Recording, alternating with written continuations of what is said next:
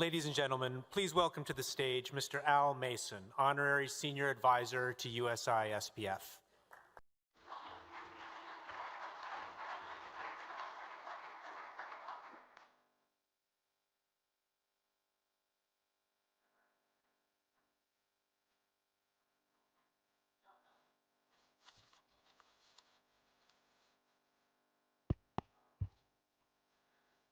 Friends, we have with us today one of the best persons in the room, a man who has dedicated everything for the cause of India-U.S. relationship. And I'm going to talk to him and to you guys personally to define him as to what he is, who he is.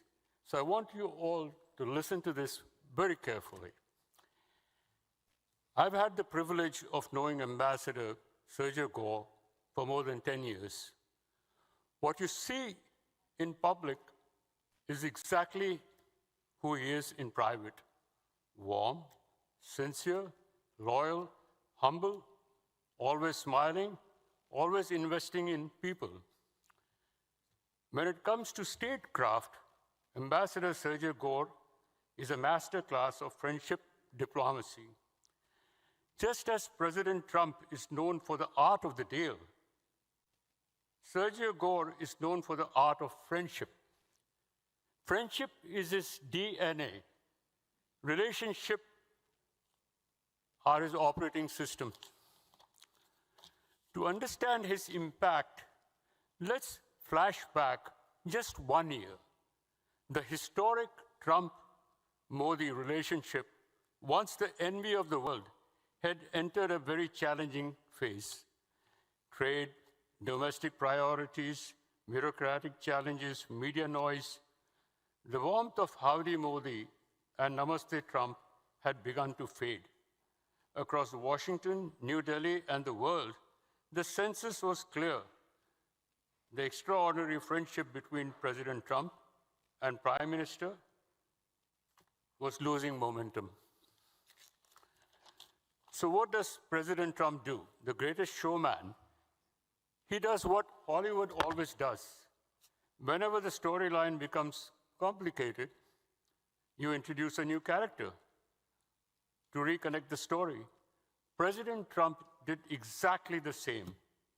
He introduces ever-smiling, sincere, exceptionally talented friend Sergio Gor into the storyline to reconnect two old friends, President Trump and Prime Minister Narendra Modi, and help reconstruct the US-India relationship. Ambassador Gore set out on this Herculean mission, understanding that relationships, like great films, are built frame by frame. Yes, frame by frame. To the people of diverse India, India's ministers, the bureaucracies, business titans, the media, and ultimately to Prime Minister Modi himself, he conveyed three basic truths.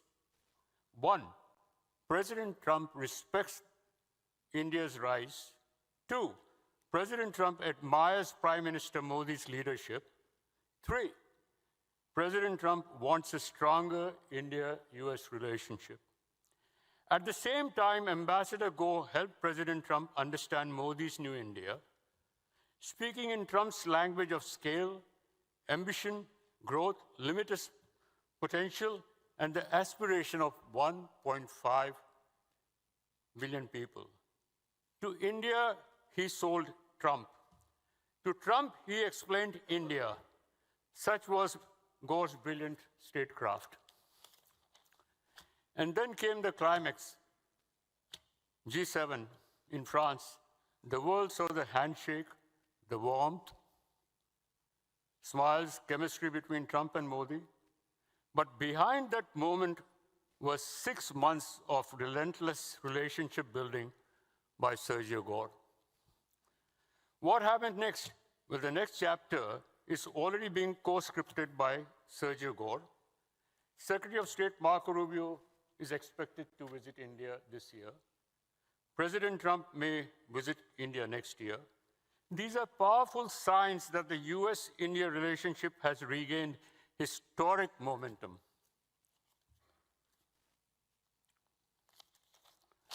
Let's face it, with due respect to everyone, no American diplomat has had a greater personal impact on strengthening the India-US relationship in such a short period of time than Ambassador Gore. And this is only tip of the iceberg, just a teaser before Sergio Gore's next blockbuster moves. Ladies and gentlemen, friendship matters, trust matters, and Sergio Gore, who restored both, matters. So it is befitting for all of us to rise with me and give His Excellency Ambassador Sergio Gor, the master of friendship diplomacy, a standing ovation he truly deserves.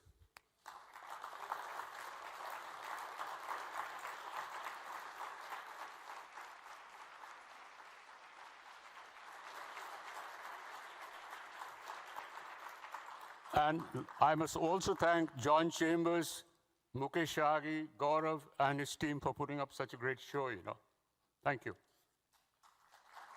During his first 6 months at Roosevelt House, more than 100 days of momentum, 2 countries, 1 strategic partnership. Under the leadership of President Donald Trump and Prime Minister Narendra Modi, the United States and India have accelerated one of the world's most consequential strategic partnerships. And one of the key architects of that vision and mission is none other than Ambassador Sergio Gor, Ambassador of the United States to the Republic of India and Special Envoy for South and Central Asian Affairs. He's a major force in U.S. foreign policy.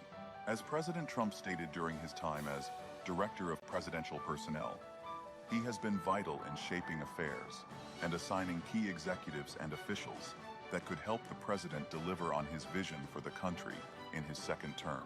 And since arriving in New Delhi, Ambassador Gore has brought that same energy, focus, and determination to strengthening the U.S.-India relationship. Ambassador Gore has traveled through India's landscape, interacting with young entrepreneurs, creators, dreamers, and doers. He discovered that India's rise is not theoretical. It is demographic. It is emotional. It is unstoppable. It is the reason India is becoming indispensable in a shifting global order. Within his very first month in office, he helped secure the crucial initial steps toward a historic trade framework, fast-tracking the U.S.-India trade deal to the 99% their milestone. From driving India's entry into pact Silica to establishing vital new collaborations in critical minerals, Ambassador Gore has aggressively championed the Bilateral Trust Initiative, driving deep tech partnership frameworks in AI, semiconductors, pharmaceuticals, and next-gen technology ecosystems. Under Ambassador Gore, the U.S.-India Major Defense Partnership has significantly deepened the defense relationship, with the 10-year defense framework focusing on co-production, technology transfers, and industrial cooperation. Because for Ambassador Gore, the U.S.-India relationship isn't just a partnership, it's a shared vision coming to fruition in real time. From organizing Secretary Rubio's first visit to India as Secretary of State, to reaffirming the importance of the Indo-Pacific through the Quad Foreign Ministers Summit in New Delhi, both Washington and New Delhi are committed to upholding a rules-based international order in the most dynamic region of the world by actively engaging key stakeholders across both government and business. Ambassador Gore has emphasized our shared strategic interests in maritime security, freedom of navigation, and innovating on new technologies and prosperity for close to 2 billion people in both nations. Ambassador Gore has mobilized incredible enthusiasm for Washington's key strategic partner, reaffirming the bonds of people-to-people ties, and reminding us of the power of soft power during this historic upcoming Independence Day, celebrating Freedom 250. Ambassador Gore has helped set the stage for the next phase of the U.S.-India partnership. USISPF looks forward to this continued and powerful collaboration in strengthening the commercial bonds and people-to-people connect. Ladies and gentlemen, please welcome the U.S. Ambassador to India, Mr. Sergio Gor.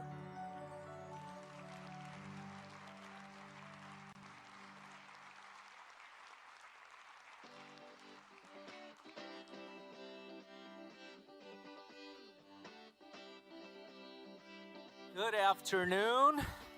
Good afternoon. What a video. I want to know who did that video so we could hire him at our embassy. But a phenomenal job. Thank you to everybody for being here. You're in this room because you care about this relationship. You care about this relationship and you want to take it to the next level. But we wouldn't be here without some individuals who came before us and continue to work at this relationship. So I want to acknowledge my predecessor, Ken Juster.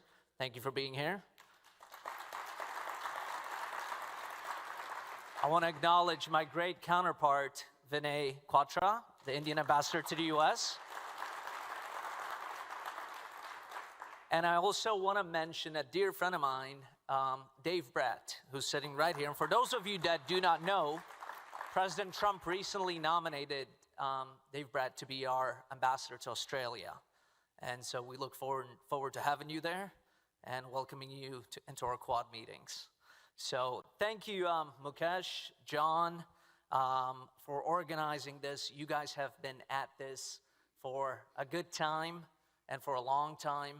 And this relationship is sustained by everybody in this room because you care about it. So thank you for all you do.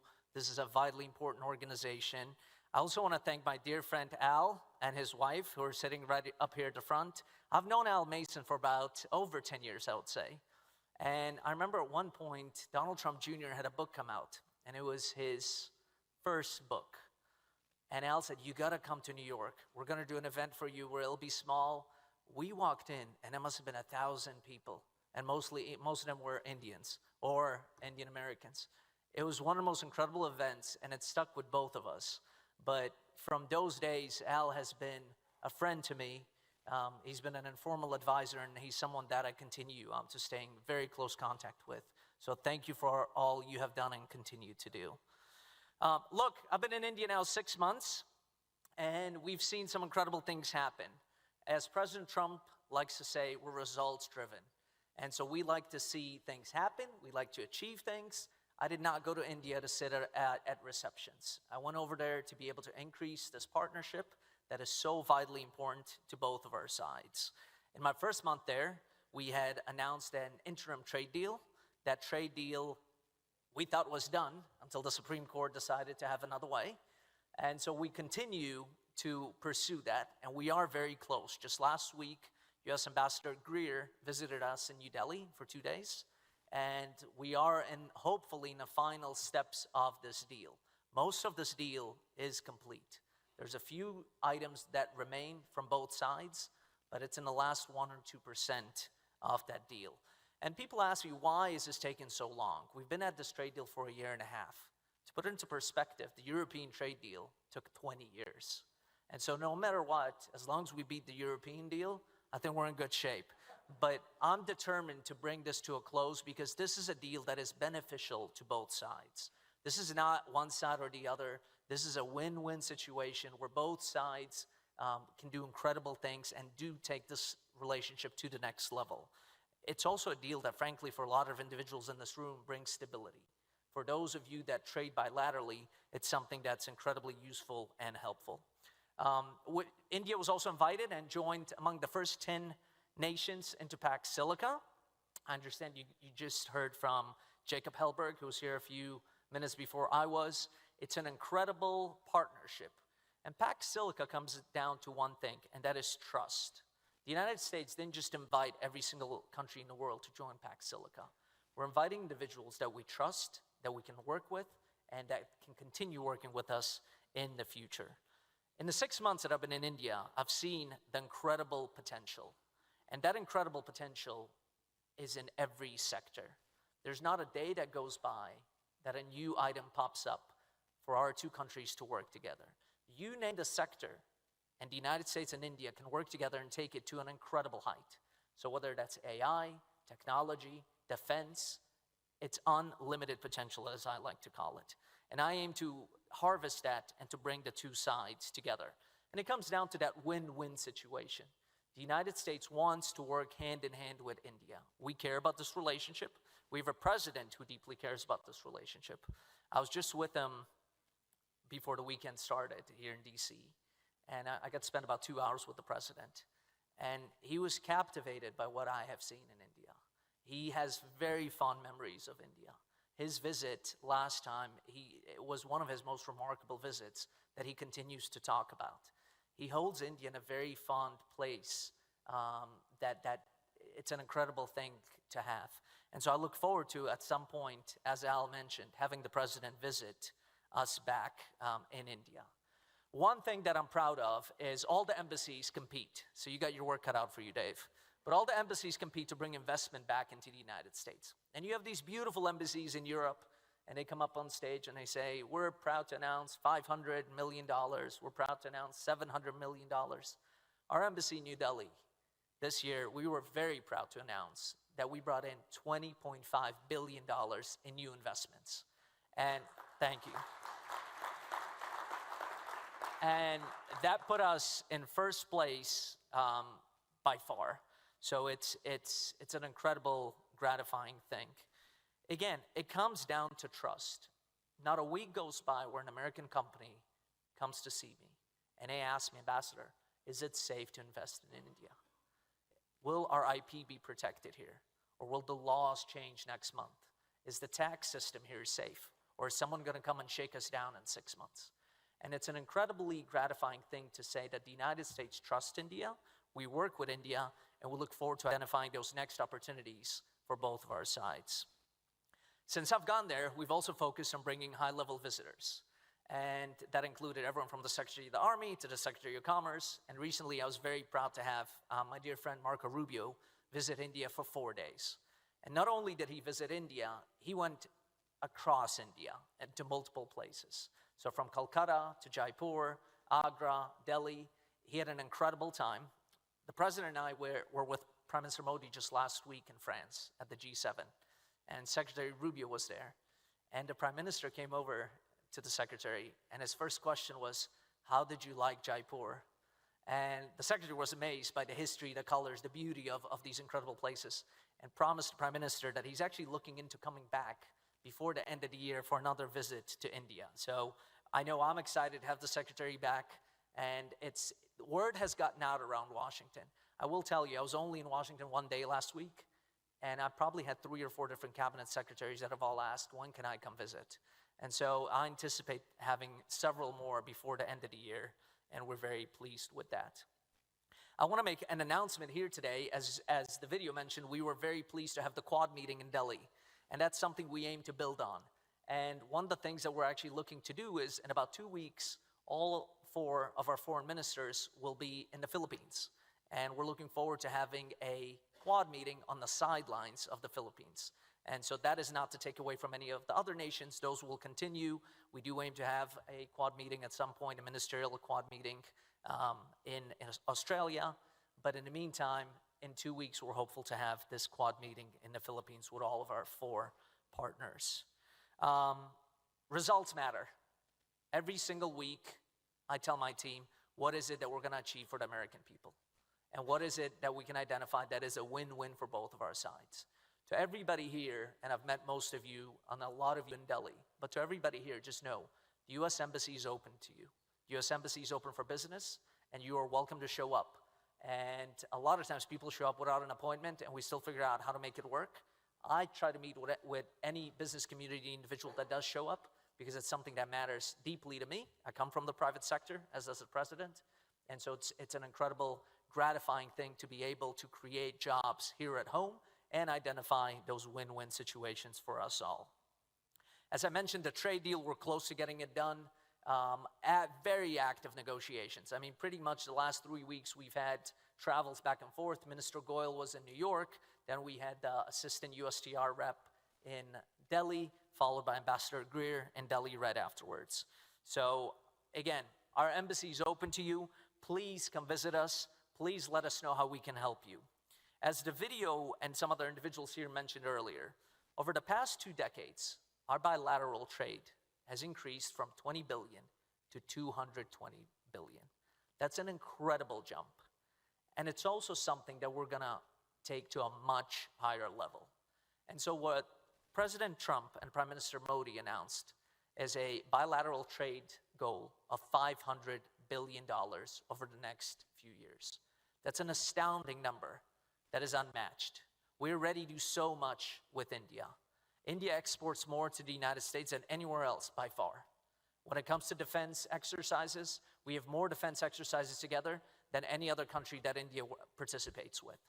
So to all those pundits that sit online and tweet and say this relationship is in trouble, when you look at the facts of where this relationship stands, whether it's trade, whether it's defense, whether it's the people-to-people ties, the relationship is on strong footing.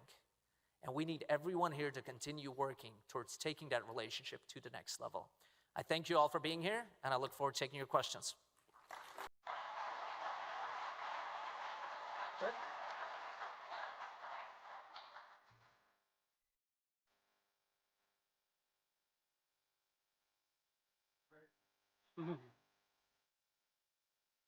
Thank you, Ambassador Gore, and we welcome to the stage Mr. Jeff Shockey, Executive Vice President of the Boeing Corporation.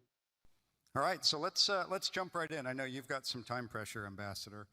You mentioned embassies competing. I know you set the bar high for Congressman Bratt as he gets ready to go down to Australia, but you set the bar incredibly high with your A250 celebration in Delhi with Secretary Rubio.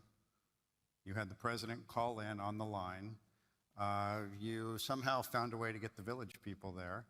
So you did set the bar really high, and I think you're going to be the envy of all your fellow ambassadors around the world for taking that bar to the really next level, celebrating America's